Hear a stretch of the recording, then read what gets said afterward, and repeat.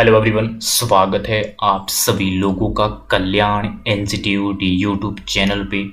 आज हम इस वीडियो के माध्यम से एप्रिसिएशन यानी कि अधिमूल्य को जानने और समझने का प्रयास करेंगे कि जो ये अधिमूल्य है यानी कि एप्रिसिएशन है, ये दरअसल होता क्या है और किस तरह से होता है। आज की इस वीडियो के माध्यम से हम यही समझने वाले हैं, तो आप इस वीडियो को अंत तक जरूर देखिएगा। और अगर चैनल को अभी तक सब्सक्राइब नहीं किया है तो चैनल को जरूर सब्सक्राइब कर दीजिएगा। तो चलिए समझते हैं कि जो ये एप्रिसिएशन है यानी कि अधिमूल्य है, ये दरअसल होता क्या है। अधिमूल्य यानी कि जब डॉलर के मुकाबले रुपए की कीमत बढ़ जाए तो उसे हम अधिमूल्य यानी कि एप्रिसिएशन कहते हैं। इसको एक एग्जाम्पल के माध्यम से समझते हैं। मान लीजिए जब जो इंडिया की जो करेंसी है वो क्या है, रुपीज है। तो जब 1 रुपीज को प्राप्त करने के लिए कहीं ना कहीं अमेरिका की जो करेंसी है वो क्या है, वो है डॉलर।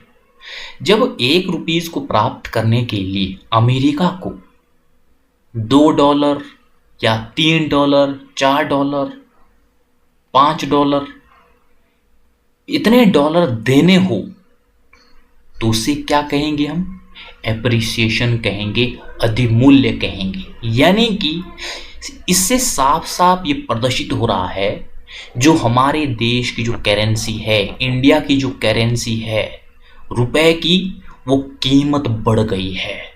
क्योंकि अब 1 रुपए को प्राप्त करने के लिए $2 या $3, $4 या $5 देने होंगे। तो ऐसे में यही होता है अधिमूल्य यानी कि एप्रिसिएशन। जब डॉलर के मुकाबले रुपए की कीमत बढ़ जाए। ये क्यों बढ़ रही है? ये इसलिए बढ़ रही है क्योंकि यहाँ पे हमारे देश में जो पैदावार है, जो टेक्नोलॉजी की ग्रोथ है, जो ओवरऑल जो ग्रोथ है, वो अमेरिका की तुलना में बहुत ज़्यादा हो रही है। तभी जाकर के हमारे देश की जो करेंसी है उसकी कीमत बढ़ेगी। तो यहाँ पर ऐसी स्थिति में अमेरिका को 1 रुपए को प्राप्त करने के लिए अपने जो डॉलर है वो $1 से अधिक देने पड़ेंगे। यानी कि $2 भी हो सकते हैं, $3 भी हो सकते हैं। इसको हम इस तरह से समझ लेते हैं। 1 रुपए को प्राप्त करने के लिए जब हमें $5 देने हो तो उसे ही हम क्या कहेंगे, एप्रिसिएशन कहेंगे, अधिमूल्य कहेंगे। यानी कि यहां पर साफ साफ स्पष्ट हो रहा है जो रुपए की जो कीमत है वो तो बढ़ गई और जो डॉलर की कीमत है वो घट गई। क्योंकि अब हमें 1 रुपए को प्राप्त करने के लिए बहुत सारे डॉलर देने होंगे। इसे ही एप्रिसिएशन, अधिमूल्य कहते हैं। तो ऐसी स्थिति में जब रुपए की कीमत बढ़ जाएगी और जो डॉलर की कीमत है वो घट जाएगी, तो ऐसे में हमारे देश में इंपोर्ट बढ़ने लगेगा। क्योंकि हर देश हमारे देश की करेंसी को प्राप्त करना चाहेगा। क्योंकि जब हमारे देश की वो करेंसी प्राप्त करेंगे तो ऐसे में उनको अधिक प्रॉफिट होगा। और अधिमूल्य में क्या होता है, अधिमूल्य में हमारे देश की करेंसी की कीमत बढ़ जाती है, वो पावरफुल हो जाती है, वो स्ट्रॉन्ग हो जाती है। जब हमारे देश की करेंसी स्ट्रॉन्ग होगी, पावरफुल होगी, तो वही एप्रिसिएशन, अधिमूल्य कहलाता है। क्योंकि इसके तहत अब हमें 1 रुपए में हमें $5 प्राप्त हो रही है।